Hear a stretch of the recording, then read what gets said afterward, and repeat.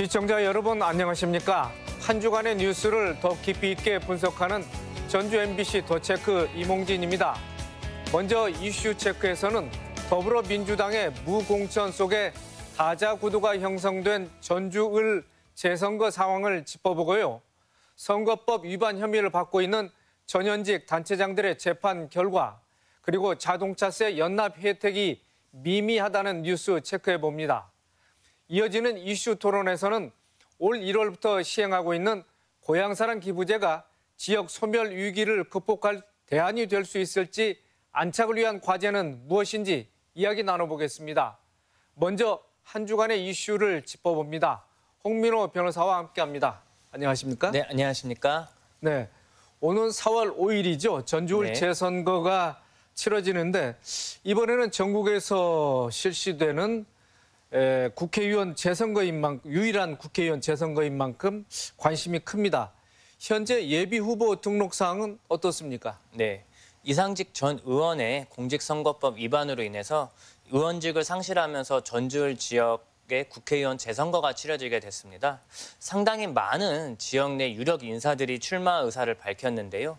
25일 현재 기준으로는 출마 의사를 밝힌 1후보자가 강성희 진보당 민생특위원장, 김경민 국민의힘 전주시장 후보, 인정엽 무소속 전 완주군수 후보, 김호서 무소속 전 전북도의회 의장, 김광종 무소속 전 우석대 기획부처장 등 5명입니다. 이들은 전라북도 선거관리위원회에 지금 후보자 등록을 마친 상태고요. 여기에 국민의힘 정운천 전북도당위원장도 재선거 출마를 선언했습니다. 또 민생당 이관승 공동대표도 출마할 것으로 알려져서 현재 지금 출마가 유력한 후보들만 7명입니다. 네, 당초 민주당 소속의 이상직 전 의원이 이사항공 관련으로 해서 횡령과 배임 혐의로 재판에 넘겨지면서 민주당이 무공천을 결정하지 않았습니까? 네, 그렇습니다. 그러므로 해서 국민의힘 후보에 대한 시선도 많이 쏠리고 있는데, 국민의힘한테는 그래도 녹록지 않은 상황인 게 사실이지 않겠습니까? 네, 전통적으로 진보 정당이 강세인 전북 지역에서 민주당이 무공천을 결정하면서 이 빈자리를 두고 좀 치열한 물밑 경쟁이 펼쳐지고 있는 것 같습니다. 벌써 김경민 국민의힘 전주시장 후보가 등록되어 있고요. 19일에는 정운천 국민의힘 의원이 출마를 공식 선언했으니 국민의힘 당 내에서도 공천을 받기 위한 움직임이 치열할 것 같고요. 이번 재선거 결과가 차기 총선을 향한 지역 민심을 대변할 수 있다는 점도 주목할 만합니다. 차기 총선 후보들이 이번 재선거 결과에 따른 정치적 유불리를 생각할 수밖에 없는 만큼 후보검들의 움직임도 당락에 영향을 줄 것이라고 보입니다. 네, 이 같은 상황이 전북에서는 좀처럼 보기 드문 다자구도 이런 대결이 예상되고 있는데, 그렇다고 보면 아무래도 인지도와 조직력에서 앞선 후보가 유리하겠다, 이런 전망이 나오고 있지 않겠습니까? 네, 맞습니다. 다자구도 대결이지만 이번 재선거가 과거 굵직한 선거와 비교하면 정당 바람이나 정치적 이슈보다는 각 후보들의 인지도와 조직력 싸움의 성격을 크게 벗어나지 못할 것이라는 것이 전망이 다수입니다. 투표율 또한 35% 안팎의 매우 낮은 역대급 최저 투표율이 예상되고 있기 때문에 아주 적은 표 차이로 당락의 변수가 작용될 것이라고 생각하는데요. 인지도와 조직력 탄탄한 후보가 많이 유리할 것 같고요. 또 한 가지는 무소속 후보가 막판 단일화도 좀 주요한 변수로 이야기되고 있습니다만, 오는 4월까지는 아직 시간이 좀 남았기 때문에 흐름을 지켜봐야 될 것 같습니다. 네, 그런가 하면 시민 후보를 내세우겠다고 나선 전주울 재선거 시민 후보 준비 모임이 빈축을 사고 있다고 하는데 어떻습니까? 네. 지금 국회 시민 후보를 나서겠다고 좀 한 상황인데, 이 부분이 좀 빈축을 사고 있습니다. 그 이유가 전주울 재선거 시민 후보 준비 모임이 18일 날 시민 후보 추천을 위원회 발족 기자회견을 갖겠다라고 했는데, 내부 준비 부족과 대표성 논란으로 기자회견을 좀 연기한 상황입니다. 특히 또 이 시민 후보라고 하려면 어느 정도 대표성을 좀 띄어야 되는데, 이러한 대표성이 있는지도 좀 문제가 되고 있고요. 또 현재 선거가 얼마 안 남은 시점에서 이제서야 시민 후보를 내세한 인물을 추천을 받겠다라는 상황이라서 좀 준비가 많이 미흡한 것 아니냐, 이런 의견이 많습니다. 네, 전주울 국회의원 재선거가 잔여 임기 1년을 수행하는 선량을 뽑는 그런 선거지만은 그 이상의 의미를 갖는 이유가 어디에 있을까요? 제22대 총선이 1년 앞으로 좀 다가왔습니다. 그래서 이번 선거 결과가 전라북도 전체의 민심을 살피는 계기가 되지 않겠나. 그렇기 때문에 여야의 관심이 클 수밖에 없고요. 이번 재선거에서 민주당 후보가 빠지면서 과연 윤석열 정부에 대한 어떤 견제나 심판론, 이런 일명의 그 정권 심판이 작동할 것인가, 또는 민주당 독주를 견제할 것인가, 이런 것들이 좀 주목할 만한 점인 것 같습니다. 또 연초에 윤석열 대통령이 언급한 중대선거구제 개편론에도 내년 총선이 좀 영향을 미칠 수 있거든요. 그래서 현재 소선거구제가 유지되더라도 전라북도의 현재 10개의 지역구가 어떤 식으로 통폐합될지가 미지수이기 때문에 이 농촌 지역 인구 감소에 따른 선거구 변경 가능성도 아직 남아있는 상황입니다. 따라서 이번 재선거에서 누가 당선이 될지 좀 관심 있게 지켜봐야 될 것 같습니다. 네. 다음 이슈로 넘어가 보겠습니다. 지난해 6월 1일 지방선거에서 장수군수 선거는 혼탁한 선거 양상을 보이면서 많은 지탄을 받았습니다. 여론조사 조작에 개입한 전현직 군수의 지인과 가족들이 대거 유죄 판결을 받았지요. 네. 그 내용을 좀 정리를 해주시죠. 지난 11월에도 저희가 한번 다룬 적이 있는 사안입니다. 장수 군수 이제 민주당 경선에서 최훈식 군수의 가족과 지인들이 민주당 권리당원들의 휴대전화 요금 청구지를 허위로 옮긴 다음 권리당원들의 여론조사를 전화를 대신 받아서 마치 자신들의 선거 구민인 것처럼 속이고 허위로 최훈식 군수에게 투표를 한 사건입니다. 이 건에 대해서 법원은 마을 이장인 최 군수의 형 등이 모의에 경선을 방해한 사실이 명백하고 본 선거에도 영향을 미칠 수밖에 없었다라고 설명하면서 이를 주도한 혐의로 최 군수의 친형에게 징역 1년의 집행유예 2년을 선고했고요. 최 군수의 누나는 징역 8개월의 집행유예 2년, 다른 공범들에게도 벌금형과 징역 집행유예가 내려졌습니다. 또한 최훈식 군수뿐만 아니라 장영수 전 군수 측도 민주당 경선에 나섰던 상대 후보의 낙선을 위해서 각각 최 군수에게 응답을 몰아줬던 것으로 좀 나타났습니다. 재판부는 지인을 모으고 범행을 주도한 장 전 군수의 동생에게 1년 6개월의 집행유예 3년을 선고했고요. 같은 혐의를 받은 8명에게도 집행유예를 선고했습니다. 네. 주소지 변경과 허위 응답에 가담한 이들에게도 벌금형의 처벌이 내려졌고요. 자, 그러면 재판부의 이번 판결 의미 어떻게 해석할 수 있겠습니까? 네, 보통 말씀하신 대로 이 주동자들은 뭐 처벌을 하는 게 당연하더라도 이렇게 허위 응답에 가담한 사람들에게 처벌하는 경우는 드문데 이렇게 이 분들한테까지도 처벌했다라는 거는 그만큼 법원이 이 공정한 선거에 대해 좀 주목을 하고 있다라고 보여지고요. 또 이 법원에서는 추가적으로 이런 말을 했는데요. 이 여론 조작으로 인해 여론조사 기관이나 민주당 전북도당의 정당한 업무를 방해한 것이 명백하다라고 했고 또 당내 경선 제도의 허점을 이용하고 이런 행위가 선거에도 영향을 미쳤다라고 좀 보았습니다. 이런 점들을 보았을 때 법원이 지속적으로 이 선거의 공정성을 해치는 것에 대해서는 엄벌을 하겠다라는 것을 좀 계속 피력하고 있는 것이 아닌가 싶습니다. 네, 그런가 하면 최경식 남원시장의 경우에도 지난 지방선거 과정에서 허위사실 공포 혐의로 기소가 됐지 않습니까? 네, 맞습니다. 1심에서 유죄가 인정돼 벌금 80만 원을 선고받았지만 당선 무효는 면했습니다. 네, 전주지법 남원지원은 지난 19일에 허위사실 공표로 인한 공직선거법 위반 혐의로 최경식 남원시장에게 벌금 80만 원을 선고했습니다. 이 최 시장의 혐의는 이 소방행정학 박사가 아님에도 소방행정학 박사라고 기재된 명함을 돌리는 등 이렇게 소방행정학 박사가 기재된 프로필을 기자들에게 배포한 혐의인데요.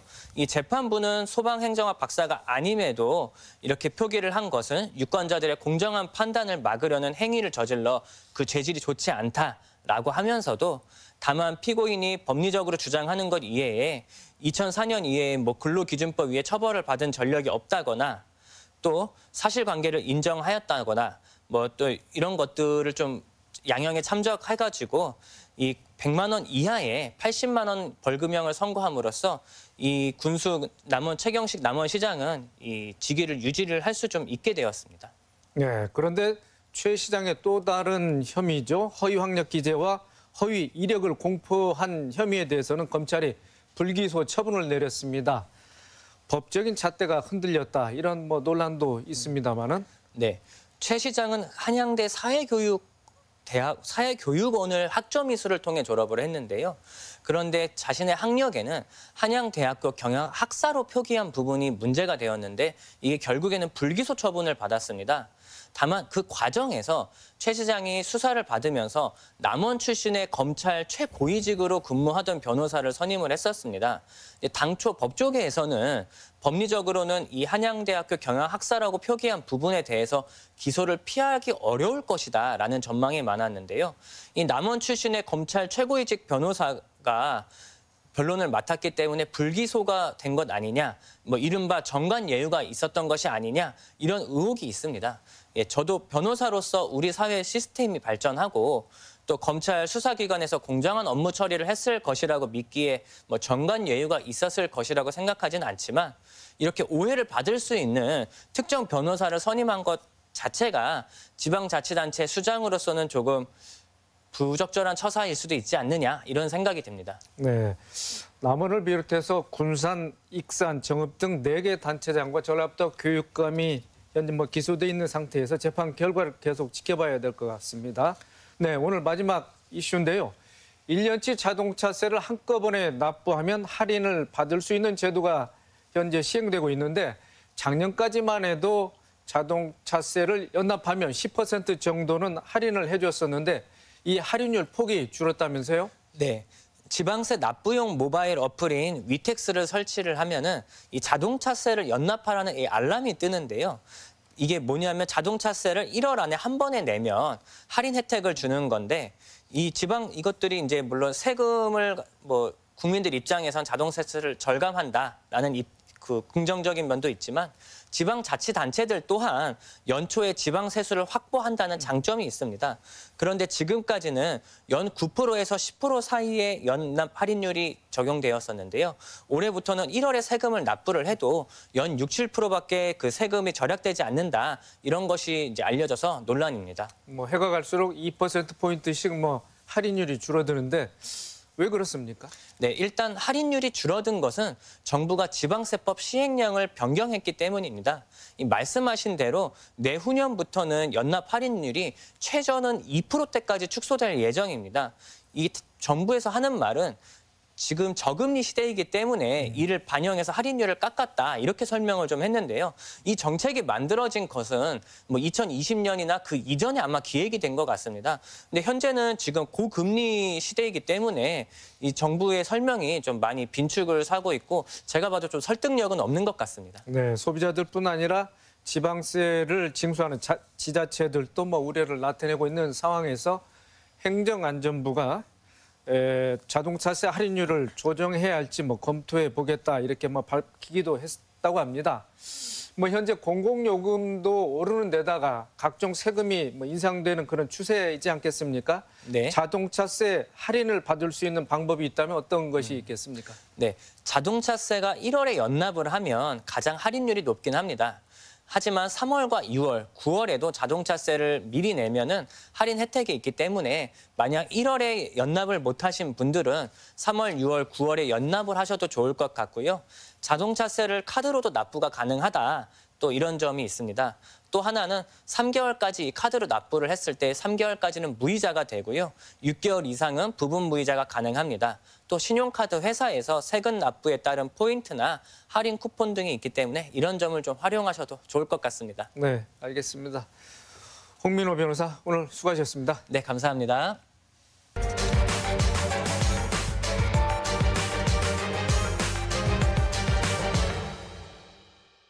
이슈 토론 시간입니다. 올해 첫 발을 뗀 고향사랑 기부제에 대한 관심이 점점 커지고 있습니다.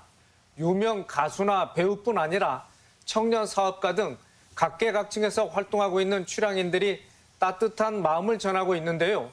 고향사랑 기부제가 어떤 의미를 갖는지 제도 정착을 위해 보완할 점은 무엇인지 이야기 나눠보겠습니다. 토론에 참여할 세 분 모셨습니다. 방상윤 전라북도 자치행정과장, 양성빈 지역연구소장, 홍석빈 우석대학교 교양학부 교수입니다. 안녕하십니까? 안녕하세요. 네, 고향사랑 기부제가 올해 처음 도입됐습니다. 개인이 거주지가 아닌 다른 지자체에 기부를 하게 되면 세액 공제와 함께 답례품을 지급받을 수 있는 그런 제도인데요. 제도 그 내용과 취지에 대해서 우리 방 과장님 좀 설명을 해 주시죠. 네, 고향사랑 기부제는 개인이 내 고향에 기부하면 10만 원까지는 전액, 그리고 10만 원 초과분부터는 16.5%까지 세액공제 혜택과 함께 기부금의 30% 범위 내에서 답례품을 제공하는 제도입니다.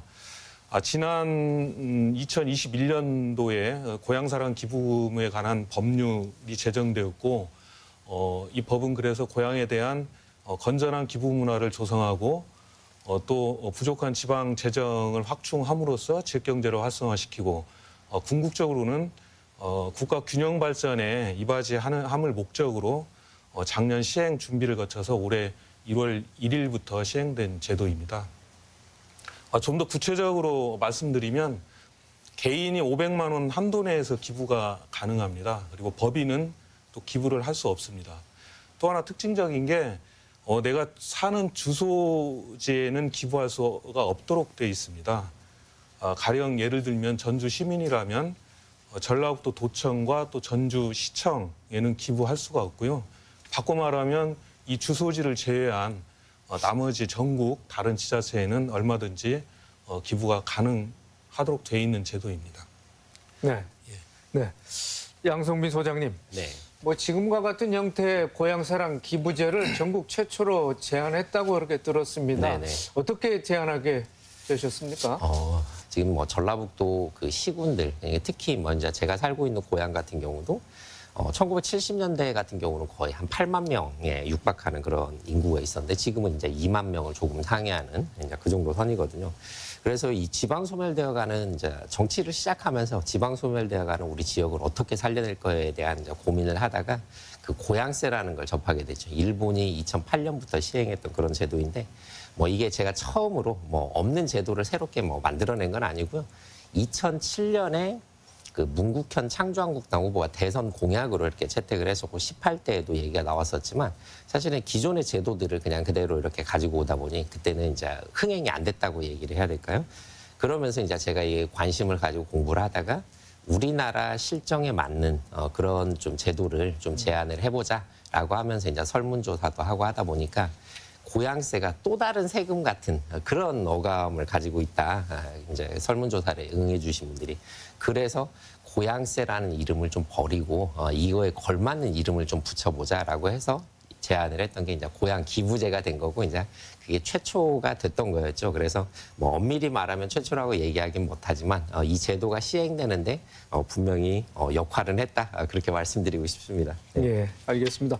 홍석빈 교수님, 고향사랑 기부제 뭐 좀 감성에 좀 호소하는 것 같기도 하고요. 네. 또 고향하면 또 지방을 또 연상시키지 않겠습니까? 네.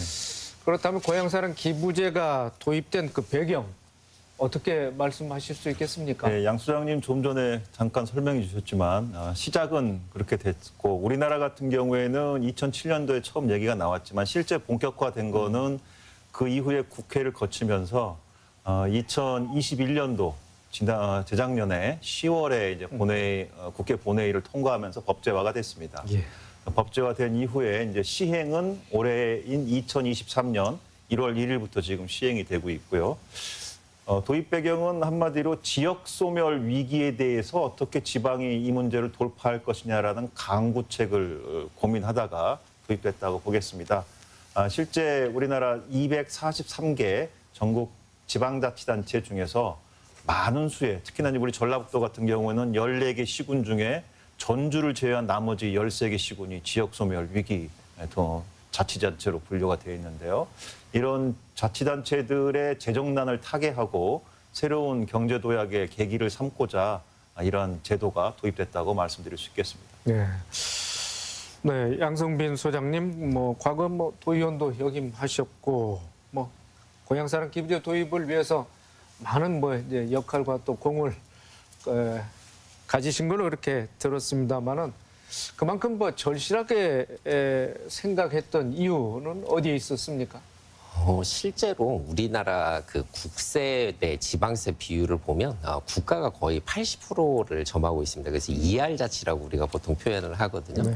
근데 실제로 지역에서 할 수 있는, 그리고 제 고향에서 보니 의료 시스템이 부족하고 교육 환경이 좋지 않고, 그다음에 교통이라든지 다양한 지방 소멸될 수밖에 없겠구나. 그럼 이 이유는 뭐냐? 진정한 지방자치가 될 수 있고 지역이 살아날 수 있는 이유는 뭐냐? 이제 그런 걸 고민하다가 사실은 고향세가 그러면 국세를 차감해주고 그게 지방으로 올 수 있는 그런 구조를 만들어내고, 그다음에 또 지역의 농특산물이 유통 구조가 워낙 복잡하다 보니까 실제로 지난 작년에 김장철에 이런 일이 있었습니다. 농가들은 너무 싸니까 인건비도 건질 수가 없기 때문에 그 밭에서 폐기하는 경우가 있었는데, 실제로 소비자들은 한 포기에 몇천 원씩 주고 사야 되는 거죠. 자, 그런 과정들을 봤을 때 직거래 효과도 만들어낼 수 있겠구나. 그래서 고향사랑 기부제가 시행이 된다면 답례품이 들어가는 게 저한테는 굉장히 중요한 부분이었죠. 물론 기부금으로 다른 좋은 복지에 사용을 하고 의료 시스템을 바꿔내고 여러 가지 좋은 점들이 있지만, 답례품을 줌으로 인해서 지역의 농특산물이 직거래되는 효과를 만들어내는 거, 그게 저한테는 굉장히 큰 의미가 있었던 그런 제도였습니다. 네, 방 과장님, 고향사랑 기부제 인구 소멸, 지역 소멸과 위기를 겪고 있는 전북의 상황에서는 더 피부에 와 닿는데요. 우리 이제 양 소장께서 말씀하셨다시피 답례품을 직거래할 수 있어서 이런 필요성도 있다. 그밖에 어떤 고향사랑 기부제가 필요하다고, 어떤 이유에서 필요하다고 보십니까? 네, 전라북도는 아시다시피 흔히 농도라고 하죠. 그래서 전주, 군산, 익산, 완주를 제외한 저 10개 시군이 현재 인구 감소 지역으로 지정돼 있습니다. 여러 가지 각종 이제 GRDP라든가 경제 지표를 보더라도 굉장히 좀 아쉬운 대목이 있고요. 인구 측면에서도 2002년도에 저희가 200만 인구가 무너지고 20년이 지난 현재는 또 180만이 무너져 있습니다. 그래서 여러 가지 이런 지표들이 우리 전북의 현주소를 말해주고 있는데요. 고향사랑 기부제는 이런 측면에서 부족한 지방재정을 확충하고 또 지역경제 활성화라는 점 외에 최종적으로는 관계 인구 형성을 통해서 이를 통해서 지역 소멸, 지방 소멸에 대응할 수 있다. 이런 그 목표를 두고 있다고 봅니다. 여기서 이제 관계 인구라는 것은 잘 아시다시피 그 지역에 살지 않더라도 그 지역의 다양한 사업에 참여하면서 또 그 지역을 응원하는 새로운 인구 개념인데요. 고향사랑 기부를 통해서 아까 우리 양성빈 소장님께서 말씀하신 것처럼 이 답례품 제도라는 이런 제도 속의 하나의 그 답례품을 통해서 기부를 함으로써 지역에서 생산되는 여러 가지 가공품이라든가 지역 특산품을 답례품으로 제공받으면서 그 지역의 지역 특산품을 소비하고 또 주말에 거주하다 또 최종적으로는 이주 형태로 이제 발전할 수 있는 그런 모델이 될 수 있는데요.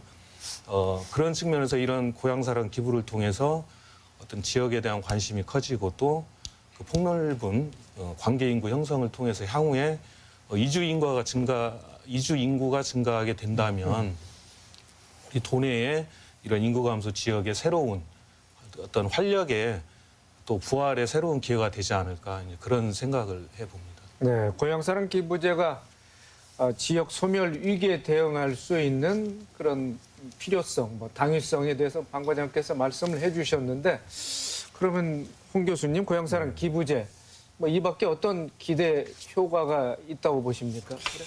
우리 전라북도 입장에서 보자고 하면 과거 250만 명이 넘던 인구가 재작년에는 180만 선이 깨졌고 지난해 말 기준으로는 176만 9천여 명 선입니다. 그만큼 인구가 많이 유출이 됐다는 것이고요. 저출생으로 인한 자연 감소는 둘째 치더라도 수도권 집중화로 인한 사회 전출이 많습니다. 대한민국 영토의 12%를 차지하고 있는 수도권이 전체 인구의 52%를 흡수하고 있습니다. 그 정도로 집중화가 심화되고 있는데요. 이 고향사랑 기부제에는 지역의 입장에서 보면은 굉장히 많이 재원이 소요될 사항들이 많습니다. 저출생 고령화에 따라서 보육, 육아, 교육, 또 노인에 대한 어떤 보건 이런 여러 가지 재정 소요가 있는데 우리 전라북도는 전체적으로 지방재정 자립도 측면에서 보면은 20% 초반대인 걸로 알고 있고요. 지금 이제 우리 양성비 소장 계셨던 그 장수군 같은 경우에는 7% 정도 된다고 들었습니다. 즉 중앙으로부터 지방교부세나 재정 지원을 받지 못하면 지역 자체가 제대로 지역의 정책이나 행정을 운영할 수 없을 정도입니다. 실제로 250여 개의 시군 중에서 지방재정 자립도가 50%가 못 넘는 곳이 173개 시군이고요. 자체 비용으로만, 세원으로만 공무원들의 인건비를 충당할 수 없는 지역도 63개나 됩니다. 그중에 이제 우리 전라북도에 많은 시군들이 포함되어 있습니다. 따라서 지방재정 자립도 강화를 위해서 이 고향사랑 기부제가 앞으로 수행할 어떤 역할이나 기대가 크다고 보고요. 그런 측면에서 이 일반 세원 외에 이런 기부를 통한 지역 재원 마련을 통해서 지역이 필요한 여러 가지 소요들, 아까 말씀드렸던 교육, 보육부터 시작해서 인간의 인생 사이클 전반에 필요한 곳곳에 필요한 행정, 재정적 지원, 재원으로 활용될 필요가 있겠다라고 말씀드립니다. 네, 우리 양 소장께서는 지방재정 확충적 측면 또 교육 재정 확충 이외에 또 어떤 기대 효과가 있다고 보십니까? 네, 일단은 뭐 기대 효과를 또 설명드리기 전에 이 고향기부제가 확산이 되려면 기부자들이 어떤 혜택이 있는가가 사실은 또 굉장히 중요하거든요. 그런 측면에서 바라보면 저는 착한 기부, 똑똑한 소비다. 저는 그렇게 좀 말씀을 드리고 싶어요. 그러니까 착한 기부라는 건 내가 기부를 함으로써 지역을 살릴 수 있다라는 점, 내 고향을 갖다 살릴 수 있는 그런 재정이 확충되고 그런 재원들로 인해서 지역의 부족한 복지를 좀 충당할 수 있는 그런 측면. 그다음에 또 10만 원을 기부했을 때 답례품을 받을 수 있기 때문에 13만 원의 효과를 가져올 수 있기 때문에 착한 지역도 살리고 똑똑한 소비가 돼서 기부자 측면에서 이제 그런 효과들이 있기 때문에 좀 더 이런 걸 홍보를 하고 관심을 가진다면 그런 좀 참여자들이 많이 늘어날 거고요. 지역 입장에서 보면 아까 얘기했던 그 답례품이 기부금의 30% 인해서 답례품이 제공되기 때문에 제값받는 농업이 될 거고 또 이걸로 인해서 또 다시 재구매가 일어난다면 실제로 유통 구조를 줄일 수 있는 그런 구조를 마련할 수 있을 것이다. 그리고 아까 방 과장님 말씀하셨던 것처럼 정착 인구, 그러니까 인구가 늘어나기를 바라는 것 자체가 지금 현실적으로 굉장히 어렵습니다. 왜냐하면 경제적 기반이 없는 그런 시골 지역으로 내려오지 않으려고 하거든요. 그래서 뭐 정착 인구를 늘려서 뭐 지금 뭐 전라북도를 다시 뭐 180만, 190만, 200만을 늘린다. 뭐 장수군을 어떻게 한다보다는 관계 인구들이 계속 형성되면서 지역으로 들어올 수 있는, 그러니까 지역을 찾을 수 있는 그런 구조들을 만들어낸다면 그게 정착 인구로 또 이렇게 변모할 가능성이 크고요. 그게 사실은 우리가 가장 필요로 하는 지역 균형 발전이고 그다음에 또 우리가 추구하는 그런 방향이 아닐까. 그리고 그게 기대 효과다. 그렇게 생각을 합니다. 네, 방 과장님. 네. 전북 재경 향후에서도 고향사랑 기부제가 뭐 화제가 됐었고 시행 2주 만에 6천만 원이 넘는 기부금을 모은 것도 있다고 합니다. 현재 뭐 기부 현황을 뭐 공개할 수 있나요? 네, 그 지자체 간 그 과열 경쟁 등 그 방지 차원에서 사실 기부금 모금 현황은 공개는 하지 않고 있습니다. 다만 저희가 14개 시군 나름대로 조금 파악을 해보니 시군별로 분명한 편차는 있다. 기부자 수 또 기부 금액 면에서도 편차는 있는 것으로 저희가 파악하고 있습니다. 말씀 주신 것처럼 저희들 출향 도민들의 기부도 이어지고 있는데요. 지난 1월 16일 재경 도민의 신년 할애에서 저희 도에 또 500만 원, 최고 한도인 500만 원 고액 기부자가 1호에서 5호까지 나온 사례도 있고요. 이분들에 대해서 이제 인증 퍼포먼스를 좀 진행을 했었습니다. 그리고 또 저희 김관영 도지사님 정부께서 이제 도내 13개 시군에 기부를 시작으로 저희 간부 공무원부터 과장급, 팀장급까지 우리 그 공무원들부터 좀 솔선수범하자 하는 그 분위기를 좀 조성해 가고 있고요. 특히 이제 지난번에 그 김관영 도지사님하고 경기도 김동연 도지사님하고 또 전북과 경기도 간 상호 교차 기부를 통해서 우리 전북 출향민들이 수도권에 많이 거주하고 계시기 때문에 그분들께서 고향사랑 기부를 많이 할 수 있는 그런 계기도 마련하고 있고요. 특히 이제 동네 시군으로 좀 확장해 가 보자면 김제, 부안, 고창 또 진안 등에서 500만 원 기부들이 좀 줄을 잇고 있고 특히 이제 익산 같은 경우에 박현경 프로골퍼 선수라든가 또는 부안 같은 경우에는 가수 진성 또 순창 같은 경우는 최근에 그 이문식 그 배우자께서 또 기부에 동참을 하고 있습니다. 아무래도 이런 단체장님들도 유명 인사들이 기부에 동참을 하면서 이렇게 노출이 되게 되면 여러 국민들께서 홍보 효과도 크고 또 국민들께서 참여할 수 있는 그런 분위기를 끌어올리는 측면에서 상당히 효과가 있다고 보고 있고요. 그래서 이런 기부 홍보 동참 홍보가 이렇게 제도 시행 초기에 잠깐 반짝 일회성으로 그치지 않고 연중 지속될 수 있도록 저희가 계획적으로 그런 분위기를 끌어가기 위한 그런 노력들을 하고 있습니다. 예. 네, 우리의 고향사랑 기부제에 훨씬 앞서서 일본에서는 이제 고향 납세제를 시행하고 있지 않겠습니까? 네. 양 소장님, 뭐 일본의 사례도 좀 살펴봐야 할 것 같은데 뭐 어떤 성과가 보이나요? 네, 일본은 2008년도부터 시작해서 이제 제도 시행이 한 14년 차 정도 됩니다. 그래서 첫 해에 한 800억으로 시작했던 게 2021년도 그 총무성 자료에 의하면 한 8조 700억 정도, 이 100배 정도 이렇게 늘어나게 된 거죠. 그리고 기부 건수도 4,450만 건 정도. 그래서 굉장히 비약적으로 발전을 많이 했다.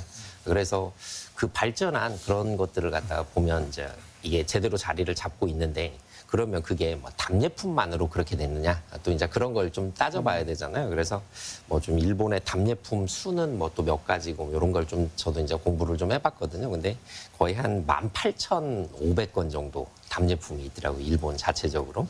그래서 뭐 그 중에 이렇게 좀 순위권 안에 드는 것들은 저희하고 비슷한 특산품입니다. 지역 특산품. 그래서 뭐 배도 있고 딸기도 있고 뭐 그 일본이 자랑하는 뭐 와규 뭐 그런 그 소고기도 있고 뭐 여러 가지가 있는데 좀 특별한 것들이 보이더라고요. 그러니까 저는 이제 이런 걸 킬러 콘텐츠라고 얘기를 하는데 그 지역만의 그런 것들을 갖다가 직접 와서 체험할 수 있는 프로그램 아니면 또 좀 재배 키트 뭐 그런 것들. 그다음에 또 심지어는 지역 내에서 생산하는 전기를 답례품으로 고르면 우리 가정집에서 쓴 전기료를 감해주는 감사전기라고 이렇게 표현을 하더라고요. 뭐 심지어는 그런 것들도 있었고 그다음에 뭐 이 열차나 그런 것들을 갖다 뭐 운행하는 체험이라든지 그런 지역마다의 그런 특징적인 것들을 갖다가 또 이 답례품으로 이렇게 선정한 경우도 있었고 또 하나 일본에서 가장 많이 고양세가 거치는 그런 지역 중에 기후 변화하고 딱 이렇게 맞물려서 그 상품이 유빙을 보호해달라. 답례품이 그 유빙 체험을 하는 건데 유빙을 보호해달라. 우리가 유빙을 보호하기 위해서 이 기부금을 사용하고 있다. 뭐 이제 그러면서 이제 기부금의 용도를 명확히 그러니까 답례품과 그다음에 기부금의 용도를 어떻게 해서 우리가 이 돈으로 우리 환경 보호를 하겠다. 아니면 우리 지역을 이렇게 변화시키겠다. 그래서 기부금의 용도가 또 하나의 변수라고 생각을 합니다. 그래서 작년에 산사태가 많이 일어났었거든요. 눈으로 인해서. 그때도 굉장히 기부가 지금 가장 최근에 기부한 그런 명단들을 제가 쭉 보니까 산사태 관련해가지고 기부가 굉장히 줄을 잇고 있더라고요. 그래서 그 시기적으로 그다음에 지금 현재 우리가 뭐 유행하고 있는 뭐 그런 것들을 갖다 좀 니즈를 잘 파악을 해야 된다. 저는 그렇게 생각을 합니다. 네. 그런데 일본의 자치단체 중에 뭐 몬베츠 시에서는 시 전체 예산의 절반가량이 이런 기부금으로 납세액이죠. 그걸 네. 일부 채워지고 있다고 그러는데 네. 홍 교수님 어떻게 이게 어떻게 가능한 겁니까? 예, 일본에는 이런 사례가 의외로 생각보다 많습니다. 여기 말씀하셨던 몬베츠만이 아니고 또 뭐 가미가시 호로라는 지역도 있고요. 일본이 크게 네 덩어리의 섬으로 구성된 나라인데 지금 우리가 얘기하고 있는 이 지역들 중에 이런 케이스는 주로 가장 북단에 위치한 홋카이도라는 곳에 소재한 지방 도시들이 많습니다. 아까 뭐 유빙 얘기하셨는데 그런 것도 그런 케이스고요. 중요한 것은 일본의 경우에 이러한 부분들이 2008년도에 고양세가 시행된 이래 한 14년 만에 굉장히 큰 폭으로 확대가 됐다.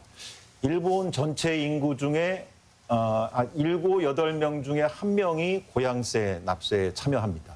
그리고 1년에 1인당 약 18만 원에서 20만 원 정도를 기부를 하고 있습니다. 특히나 더 나아가서 일본은 이걸 기부라는 개념으로 보지 않고 여기에 고향사랑 주주제도를 도입을 해서 기부에서 투자의 개념으로 보기 시작했습니다. 그래서 해당 지역에서 한 주당 약 우리나라 돈으로 1만 원 정도의 주식을 발행을 하고 그거에 대해서 일본인들이 그 지역의 재정 지원을 위한 고향 납세를 하게 되면 매년 그 지방자치단체가 시행하는 행정과 정책에 대해서 주주로서 감사 보고를 받을 권한이 생기고 주주총회를 통해서 자신들의 의견을 새롭게 개진할 기회도 생김에 따라 가지고 행정주체와 정책주체와 그리고 고향 납세를 하는 민간 간의 상호작용, 쌍방향 상호작용이 일어나면서 다양한 아이디어들. 아까 양 소장께서 여러 가지 좋은 그 답례품 얘기를 해줬는데 일본의 경우 그렇게 많은 그 답례품이 단기간에 확 늘어날 수 있었던 원인 중에 하나가 공무원들 중심의 어떤 답례품 개발을 넘어서 민간이 적극적으로 참여해서 집단지성을 활용한 이런 아이디어들을 많이 브레인스토밍을 통해서 얻어냄에 따라 가지고 답례품도 다양화하고 뭐 기발한 답례품들도 생기고 여러 가지 형태의 기부자들 또는 투자자들을 위한 아이디어들을 모으는 그런 성과들이 있었다고 보겠습니다. 우리가 벤치마킹 해야 될 부분이라고 봅니다. 예, 일본의 사례는 그랬고요. 방 과장님, 행안부 홈페이지 고향사람 이음 사이트에는 이제 각 지자체의 답례품 품목들이 좀 열거되어 있는 걸로 이렇게 나와 있습니다. 그렇다면 전라북도의 답례품들은 어떤 것들이 있는지 좀 소개를 해주시죠. 21개 품목 정도 답례품을 우선 구성을 했습니다. 그래서 이제 주로 지역에서 생산 가공되는 지역 특산품이라든가 가공식품을 선정을 했고요. 또 체류형 답례품으로 전북 투어 패스 카드라든가 전북 관광 브랜드 상설 공연권 또 이런 것도 같이 선정을 했습니다. 도내 이제 14개 시군으로 조금 확장을 시켜보면 총 한 400여 개 답례품이 구성이 돼 있는데요. 좀 특색 있는 답례품을 소개해 드리자면 그 꾸러미형이 있습니다.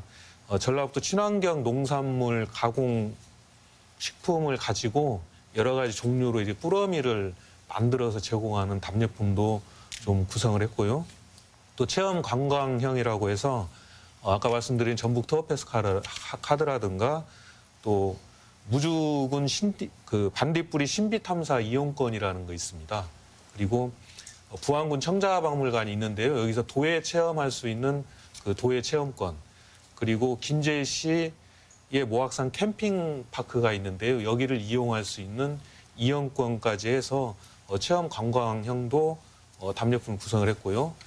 또 서비스형으로 무주나 순창 같은 경우에는 그 벌초 대행해주는 그런 벌초 대행 서비스 이것도 답례품으로 구성을 했습니다. 그래서 이런 그 다양한 그 답례품을 좀 구성함으로써 기부자의 선택권도 보장하고 또 기부가 일회성이 아니고 지속 가능한 기부를 담보할 수 있는 이런 답례품들을 앞으로 지속적으로 발굴해 나갈 예정입니다. 네, 홍 교수님, 고향사랑 기부제 시행이 채 한 달이 안 됐습니다. 앞으로 두고 봐야 하겠지만은 지역 소멸에 대응하는 대안이 되려면은 어떤 점을 보완해야 되는지 좀 말씀을 해주시죠. 예, 제 생각에는 기본적으로 이 제도의 성공 요건은 행정과 관에서 주도하기보다는 민간의 창의성을 많이 유도해내는 게 결국 관건이라고 봅니다. 특별히 그래서 일본 같은 경우에는 최초의 시작은 이제 관 주도를 했지만 진행이 되어 오면서 민간의 전문 업체들, 소위 이제 고향사랑 기부제와 관련한 답례품 개발부터 시작을 해서 다양한 정책 아이디어와 행정 제안들을 하는 민간의 포털형 단체들이 많이 생겼고요. 한 20여 개 넘는 전문 포털형 고향세 관련한 기관들이 있습니다. 거기서 그 각 지방자치단체에서 발주하는 이런 다양한 아이디어들을 받아서 실제 사업화시키고 또 역으로 제안하면서 굉장히 활성화가 되면서 답례품의 종류도 많아지고 또 기부자들 참여도 높아지고 이런 효과들을 봤거든요. 따라서 우리도 민간의 참여 활성화가 필요하다. 그래서 기본적으로 이 정책의 성공을 위해서 민간이 주도하되 관은 지원하는, 서포트하는 형태로 즉 회의에 참석은 하나, 회의를 주도하는 거는 시장과 민간이고 그거에 대해서 지원과 관여하는 이런 정책적인 서포트를 하는 것이 행정이 되는 것이 좋은 방향이 되지 않겠냐 이렇게 생각을 해봅니다. 네, 양 소장님. 기부자가 거주하는 자치단체에는 또 기부를 할 수 없습니다. 네. 이런 문도 좀 개선의 여지가 있는 거 아니겠습니까?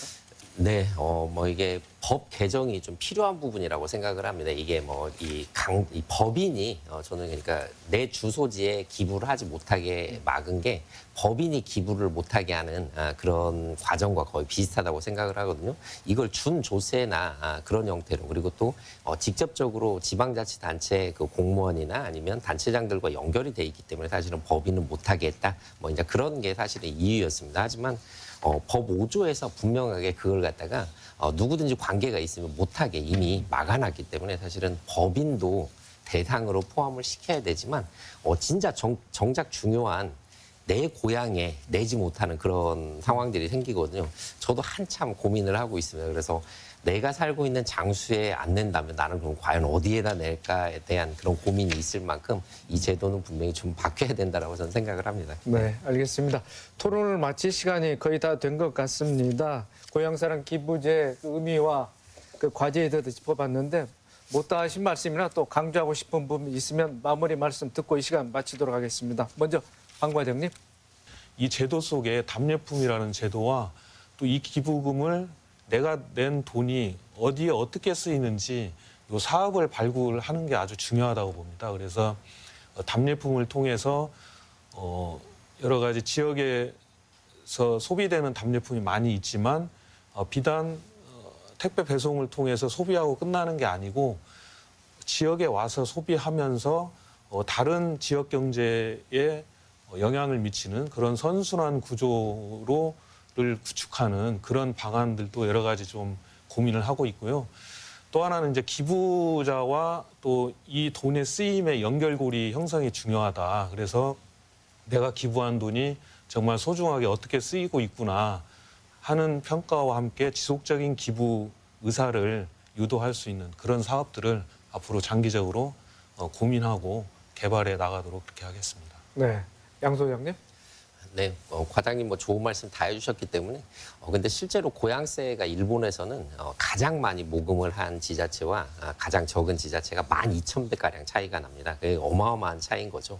우리도 그런 부익부 빈익빈 현상이 나타날 수 있기 때문에 사회적 공감대를 형성할 수 있는 답례품, 그다음에 그 기부금의 용도, 그리고 아까 말씀하셨던 인식에 대한 문제인데 지역 주민들조차 사실은 잘 모르고 있다라는 거예요. 그리고 시골 같은 경우는 세금을 내지 않는 분들이 많기 때문에 또 이걸 기부를 해야 된다라는 그런 인식 자체가 사실은 없는데 그분들이 홍보대사가 되지 않으면 지금 현재 법 체계에서 고향 기부제가 확산되기는 어렵다. 그래서 각 지역에 그래도 역할들을 하시는 이장님이라든지 주민자치위원이라든지 이런 분들이 고향 기부제에 대해서 저는 교육이 가장 좀 시급하다. 그래서 이분들이 직접 홍보 대사가 돼야만 우리 전라북도의 고향 기부제가 활성화가 되고 정착할 수 있을 것이다.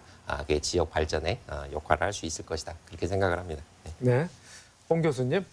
행정적인 측면에서는 우리가 오랫동안 지방분권 지역균형 발전론 얘기를 해왔지만 사실 말 속에서만 떠돌았을 뿐 실제적인 재정의 어떤 지원이라든가 자립도 이런 측면이 굉장히 약했습니다. 이번 기회에 정부조직법 개편을 통해 가지고 개정을 통해서 가칭 지역발전부, 즉 장관급 정도의 지역균형 발전을 위한 부처를 신설해서 시행해 보는 것도 필요하다고 봅니다. 한 세대가 나무를 심으면 다음 세대는 그늘을 얻는다고 했습니다. 이 고향사랑 기부제가 작게 시작하지만 결국 잘 성장해서 우리 전라북도 지역경제 활성화와 도민들의 삶의 질을 개선하는 데 큰 도움이 되었으면 하는 바람입니다. 네, 오늘 세 분 말씀 고맙습니다.